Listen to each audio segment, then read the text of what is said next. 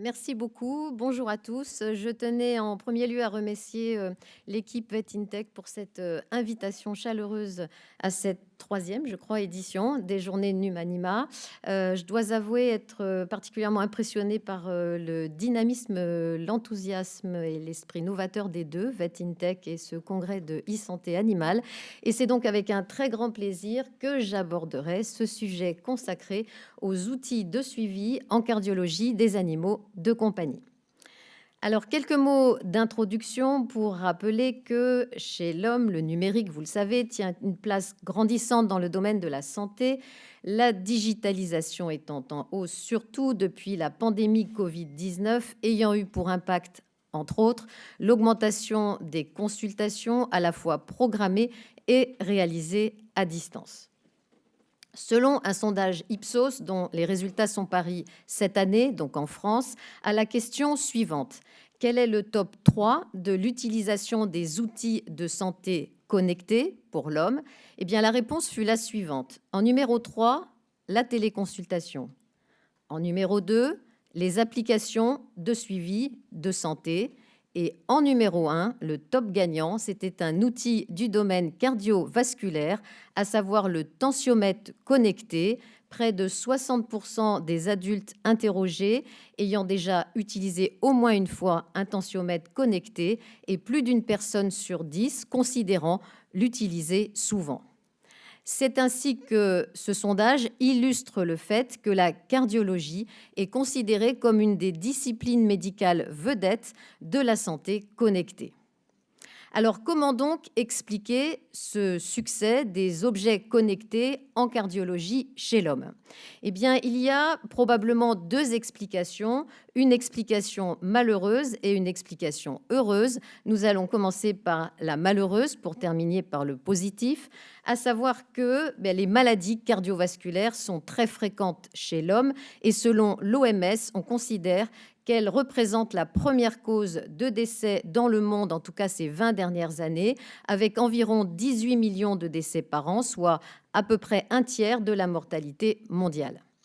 La deuxième explication plutôt heureuse, c'est que le système cardiovasculaire a ceci de particulier qu'il peut être évalué de façon non invasive par des données enregistrables à la surface du corps.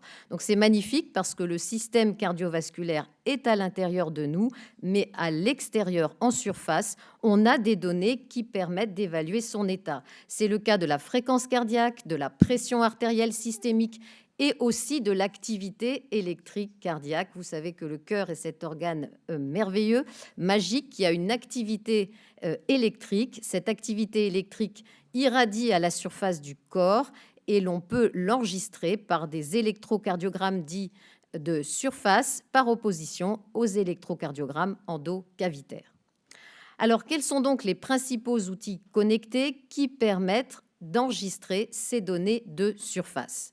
Eh bien, on retrouve bien sûr le roi de l'objet connecté en médecine, le tensiomètre. Ces tensiomètres sont simples d'utilisation et ils permettent un suivi en dehors de l'effet blouse blanche au domicile, précis et fiable, en tout cas pour les appareils homologués Europe et FDA, les données pouvant être partagées avec le médecin, ce qui est un avantage puisque l'on sait que l'hypertension touche près d'un adulte sur 3 en France. Deuxième type d'objet connecté en cardiologie pour l'homme, les stéthoscopes numériques permettant par définition une numérisation des bruits cardiaques et pour les systèmes les plus récents, la possibilité de détecter certains souffles, d'où la possibilité probablement de diagnostic précoce, par exemple, de valvulopathie. Troisième type d'objets connectés, les électrocardiographes, qui sont à présent extrêmement numérisés, tant et si bien qu'ils peuvent rentrer dans une montre connectée. C'est le célèbre exemple de l'Apple Watch. Ceci vous donne une activité électrique en monodérivation. Mais les systèmes les plus récents permettent d'obtenir les 6 dérivations standards qu'on appelle périphériques, avec utilisation des deux mains et de la cheville gauche ou du genou gauche. Alors tout ceci est formidable parce qu'on a ainsi la possibilité de détecter chez soi précocement des arythmies comme la fibrillation atriale, on va en reparler pour le chien, et de suivre l'efficacité de leur traitement. Simplement un mot pour la fibrillation atriale. Eh bien, chez l'homme, vous savez que c'est le trouble du rythme le plus fréquent qui touche 1 million de personnes et qui multiplie par 2 voire 3 le risque d'AVC et par 2 la mortalité toute cause. Et enfin, on arrive, pour ne citer que quelques exemples, aux gilets cardiologiques, des gilets connectés avec le célèbre exemple de la Life Vest, qui correspond à un défibrillateur portable intégré dans une veste légère et confortable. Et cette Life Vest est maintenant officiellement recommandée par les sociétés européennes et américaines de cardiologie pour les patients à risque transitoire de décès brutal, et ça marche, par exemple les patients en atteinte de transplantation. Alors tout ceci est en train de révolutionner la prise en charge des maladies cardiovasculaires avec de la détection et des traitements, vous l'avez vu, beaucoup plus précoces, même le traitement de la mort brutale, si on peut appeler ça comme ça, et un suivi personnalisé non invasif au domicile. Alors qu'en est-il chez les animaux de compagnie? Existe-t-il un marché pour les outils connectés en cardiologie? Peut-on considérer aussi la cardiologie comme une vedette de la santé animale connectée? Et enfin, quels sont à présent les principaux outils actuellement utilisés dans le suivi des cardiopathies chroniques? Eh bien, c'est à toutes ces questions que nous allons tenter de répondre au cours de cet exposé, en commençant par la première question: y a-t-il un marché pour les outils de suivi en cardiologie des animaux de compagnie? Alors, se poser cette question, c'est s'interroger tout d'abord sur, d'une part, quelle est l'importance en pratique clinique, on va dire générique, des variables cardiovasculaires. Et d'autre part, c'est aussi se poser la question, quelle est la prévalence des affections cardiovasculaires chez nos animaux de compagnie? Effectivement, si ces variables cardiovasculaires sont importantes ou si les affections cardiovasculaires sont fréquentes, bien sûr, il y a un marché. Concernant la première question, est-ce qu'elles sont importantes, ces données cardiovasculaires? Mais oui, énormément. On va prendre un seul exemple, l'auscultation cardiaque. L'auscultation cardiaque est obligatoire, quel que soit le motif de consultation, venant après l'inspection et la palpation. Donc systématiquement, l'auscultation cardiaque est faite, même s'il s'agit d'une consultation vaccinale. Lors de cette auscultation, le calcul de la fréquence cardiaque est systématique, donc le nombre de battements par minute. Et juste ce chiffre, le nombre de battements par minute, va nous renseigner à la fois sur le cœur lui-même, mais aussi sur les affections extracardiaques. On va prendre un seul exemple, la baisse de la fréquence cardiaque, la bradycardie.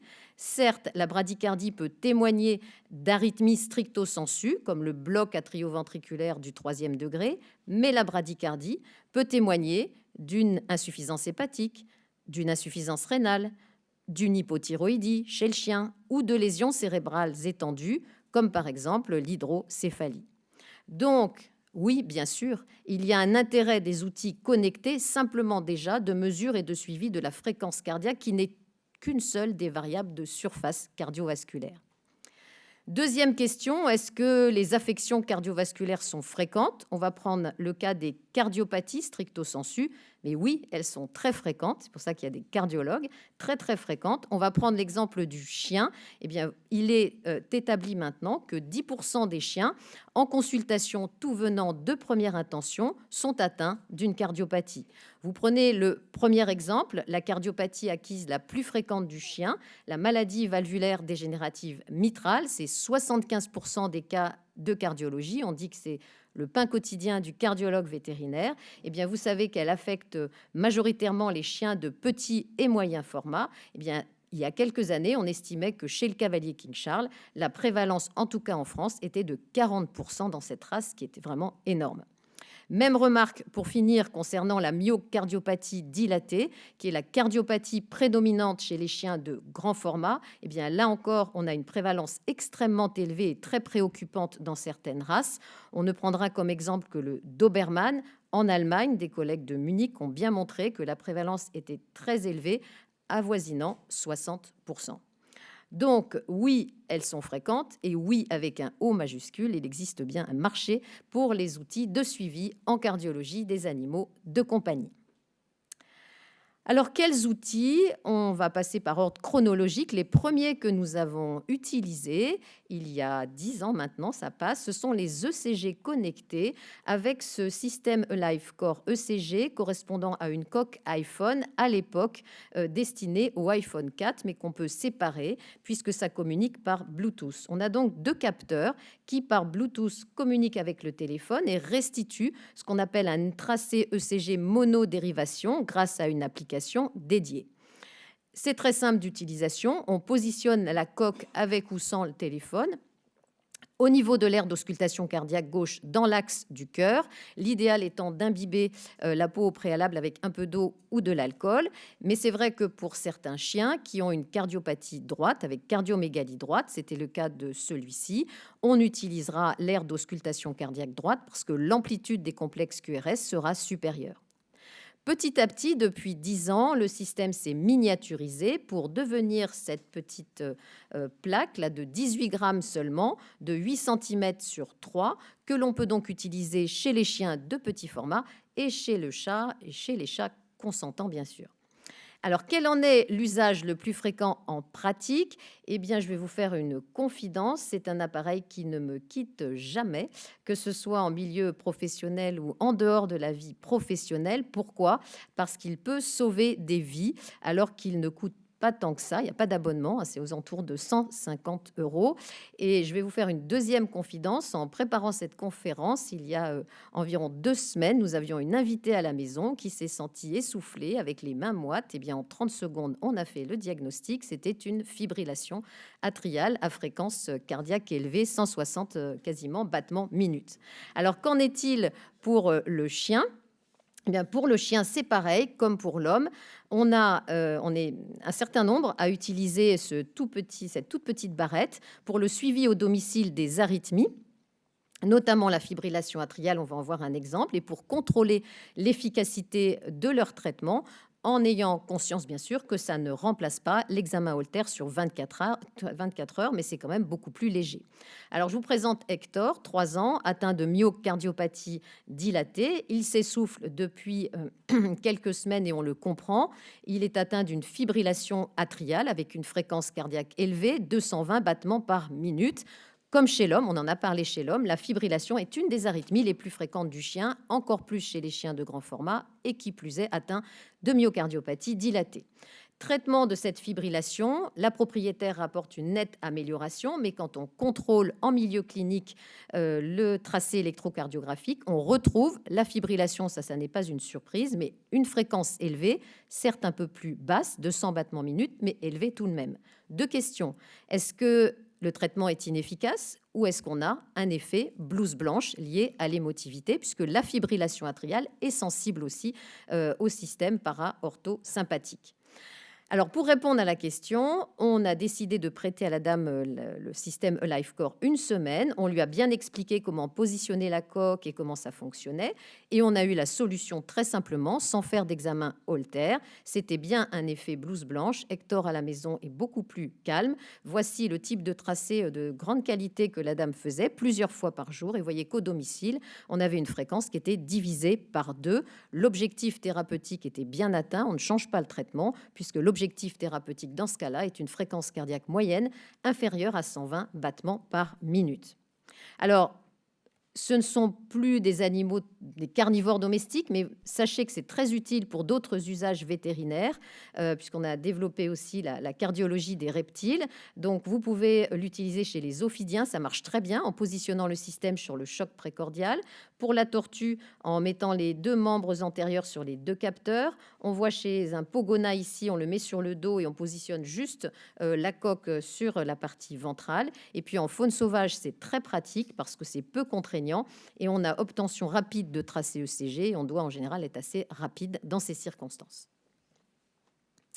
Alors, deuxième type d'outils connectés, les stéthoscopes numériques. Et il n'est pas possible de parler de stéthoscope sans rendre hommage à ce médecin français, René Laennec, qui, au début du 19e siècle, a inventé le concept, l'outil Et le nom, il fallait l'inventer, ça vient de stithos, poitrine en grec, et scopeo, qui veut dire observer. Effectivement, le stéthoscope permet une transmission et l'amplification des sons de l'intérieur du cœur. Et donc, René Laennec a inventé ce qu'on appelle l'auscultation médiate, c'est-à-dire médiée par le stéthoscope, alors qu'auparavant, avant le stéthoscope, vous le savez, l'auscultation était qualifiée d'immédiate, c'est-à-dire que le clinicien posait son oreille sur la poitrine du patient. Les stéthoscopes premiers étaient ce genre d'outils, je trouve ça magnifique, des cylindres en bois ou en corne. C'est devenu les stéthoscopes traditionnels actuels avec le pavillon, simple ou double, la tubulure, la lyre, avec à son extrémité les embouts auriculaires. Et ça a changé totalement de look avec les stéthoscopes numériques munis de capteurs permettant de transmettre des sons en signaux numériques. Avantage de ces stéthoscopes, l'amplification des sons, jusqu'à par exemple 40 fois pour le Littmann Numeric Core ou jusqu'à plus de 100 fois pour cette toute petite capsule qui s'appelle le ThinkLabs One, qui est vendue aux États-Unis, mais on a réussi à s'en procurer un. Et cela fait dire que c'est probablement le plus petit stéthoscope, mais le plus puissant du monde. Associé à cette amplification des sons, on a une filtration possible des bruits ambiants parasites, d'où avec ces stéthoscopes une bonne à très bonne, voire excellente qualité acoustique, avec audition de bruits subtils ou faibles. Et puis ce qui est formidable, c'est que les cliniciens malentendants sont maintenant, on va dire, gâtés avec ce type de stéthoscope qui représentait auparavant la limite des stéthoscopes traditionnels, avec des stéthoscopes extrêmement perfectionnés, permettant de se connecter aux prothèses auditives et aux implants cochléaires. C'est le cas de l'EcoCure Duo. Autres avantages, la possibilité d'enregistrer ces sons, de partager les données sous forme de fichiers audio ou bien de les retranscrire. On voit ici quelques exemples en phonocardiogramme. Vous voyez ici à gauche un petit bulldog français, on en a beaucoup des cardiaques, avec une communication interventriculaire, et vous avez la traduction de son souffle holosystolique médio-thoracique droit à gauche, et un exemple à droite d'une sténose pulmonaire avec un souffle systolique basal gauche. Et puis le petit dernier ThinkLabs One permet d'obtenir aussi un spectrogramme qui vous montre la fréquence en fonction du temps, l'intensité des sons étant de surcroît codée en couleur. Enfin, il est possible d'enregistrer maintenant à la fois les bruits cardiaques et un tracé électrocardiographique, ce qui permet de déterminer le moment précis d'apparition des événements acoustiques par comparaison aux événements électriques du cycle cardiaque. C'est ce que permet l'EcoCore Duo, donc combinant ECG et stéthoscope numérique. Et cet examen duo, ECG auscultation, se fait soit avec le tube du stéthoscope, soit avec des écouteurs sans fil. Alors vous allez dire, à quoi ça sert tout ça? Des fichiers audio, des phonocardiogrames, des spectrogrammes, le couplage à l'ECG, ça a un intérêt avant tout pédagogique pour nos chers étudiants. On peut égayer nos cours, leur faire mieux comprendre l'auscultation sans avoir le chien et le stéthoscope dans l'oreille. Et puis, en tout cas, c'est ce qu'on a fait à Alfort, on leur a fait une banque de données de sons assortis de cas cliniques avec des fichiers audio et des phonocardiogrammes.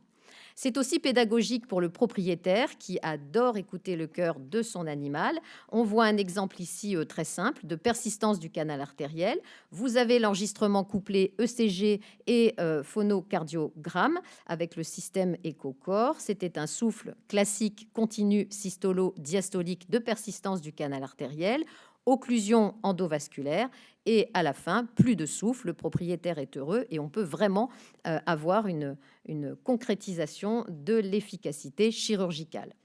Seul inconvénient de ces stéthoscopes, le prix, puisque le minimum, c'est autour de 300 € TTC. Ça peut monter jusqu'à plus de 600 € pour les stéthoscopes pour malentendants, alors qu'on sait qu'un stéthoscope traditionnel, pour moins de 100 €, on a une qualité tout à fait acceptable. Avant-dernier outil, on va dire particulier de suivi en cardiologie, alors là qu'on utilise vraiment tous les jours, ce sont des applications smartphone dédiées à la fréquence respiratoire.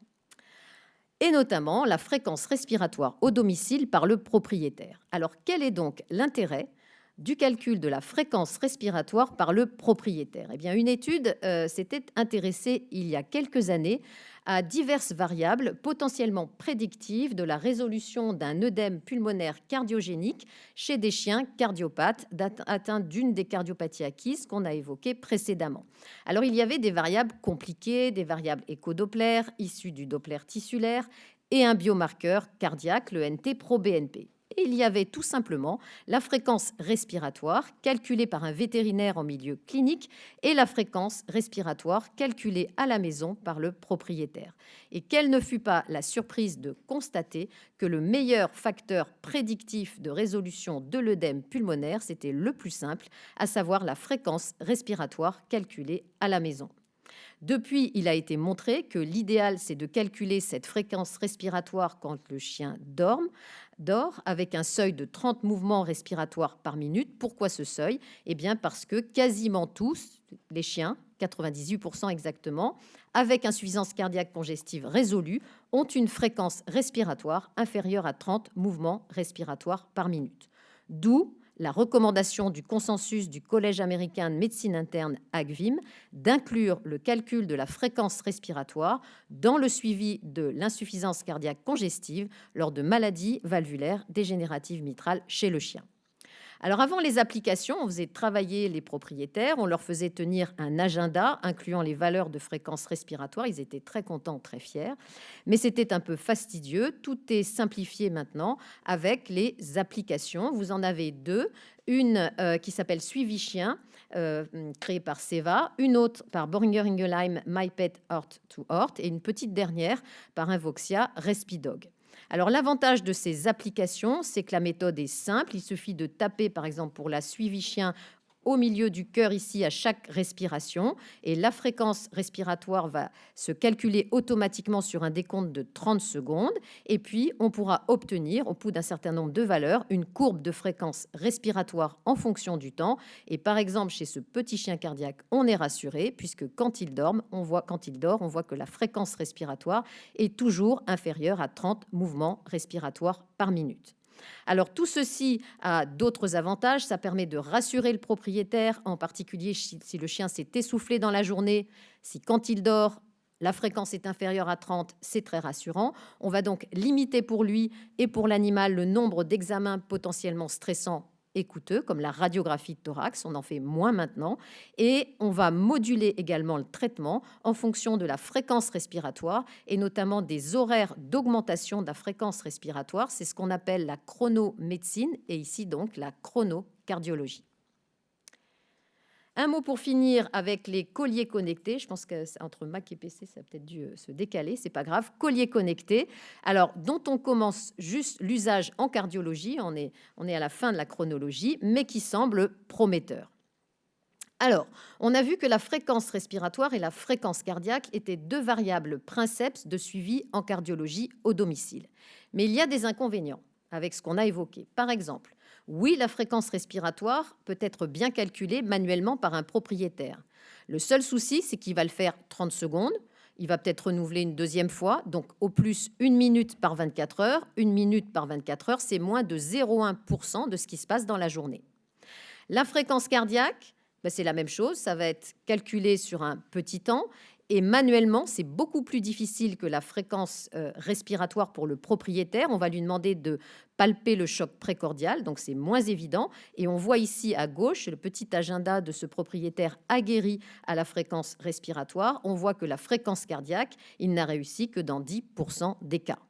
De surcroît, il a été bien démontré qu'il y avait des erreurs possibles, avec notamment une sous-estimation de la fréquence cardiaque, notamment lors de tachyarythmie, et une sous-estimation qui peut aller très loin, puisque par exemple, lors de fibrillation atriale, la fréquence cardiaque peut être sous-estimée de la moitié.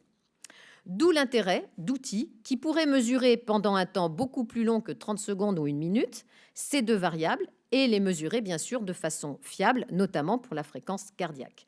Eh bien, c'est là l'intérêt des colliers connectés, avec en France cette année l'apparition sur le marché du Smack d'or Collar de Invoxia, dont vous avez plusieurs tailles, small, medium et large, et un prototype extra small pour les chiens de très petite taille est à l'heure actuelle à l'essai. On le voit chez ce petit chihuahua de 2,4 kg, et on attend ce type de prototype parce que les chihuahuas semblent rattraper les cavaliers King Charles pour la maladie valvulaire dégénérative mitrale.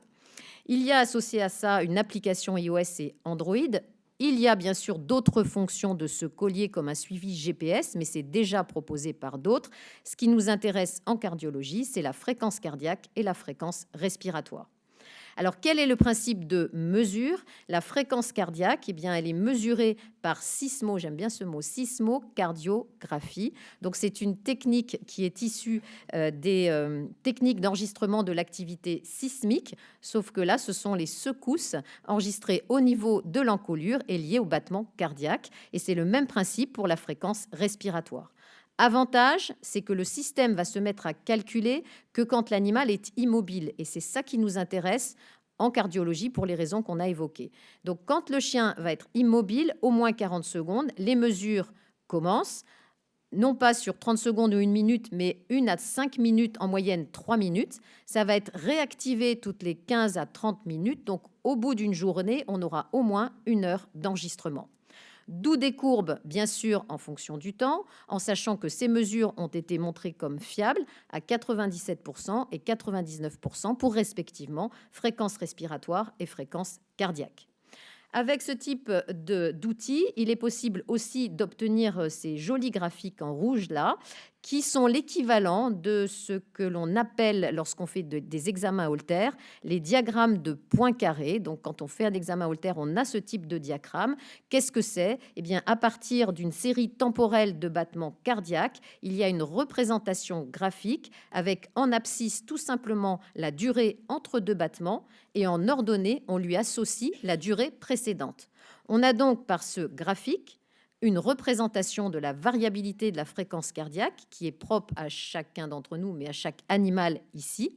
Et c'est une sorte d'empreinte digitale du cœur qui est joliment appelée dans l'application la signature cardiaque. Alors bien évidemment, le grand public ne peut rien en faire pour l'instant. Néanmoins, cela laisse la porte ouverte à des études qui sont bien sûr nécessaires pour interpréter les différentes signatures cardiaques et pour déterminer si telle ou telle modification de cette signature sera prédictive d'une cardiopathie donnée, ce qui laisse présager des travaux encore innovants et passionnants dans les années à venir.